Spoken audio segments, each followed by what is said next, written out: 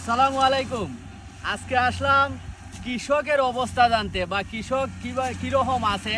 শুনছি প্রায় মানুষে হইতাছে 800 টাকা মন ধান। তো 800 টাকা মন ধান, তো আজকে আমাদের কিছু ভাইয়েরা ধান কাটতেছে, এদিকে আসো। তো ভাই, ধান তো দেখতেছি জানি অবস্থা খুবই খারাপ। ধান দেখান তো একটু, এদিকে ক্যামেরাটা আনো। যে ধান প্রায় জায়গায় মরা।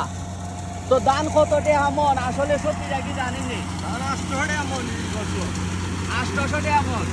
তো কৃষক কি বাঁচবে না মরবে এটা? কৃষক তো বাঁচতো না তাহলে। হ্যাঁ, কৃষক কি ধান কিরকম হয়েছে, মানে আওয়ারের মধ্যে ধান কিরকম হয়েছে? ওরকম ধান নাই, এবার মাঠে ধান নাই। মাঠে করে মারা। তো এই যে মানে এই যে মুইচা দেখতেছেন, ধান একবারে মরা। ধানের অবস্থা মানে আগে তো আমরা যে ধান করছে অনেকে এই মুইট লইয়া ওই অনেক ওজন লাগছে, এটা একবারে হালকা, বুঝছেন? ধান একবারে মইরা গেছে গা। তো এই বছর আবার ধানের দামও কম, খুব কম, 800 টাকা মন ধান। তো 800 টাকা মন ধান হইলে কৃষক তো মনে করেন মাঠে মরা। তো কেমনে পেট চালাইব আর কি করবো না করবো এটা আল্লাহ পাক জানে, ভালো জানে। তো যাই হোক, এই যে ধান কাটতেছে, মেশিনে কাটতেছে, মেশিনের তেল লাগে, তেলও ঠিক মতো পাওয়া যায় না।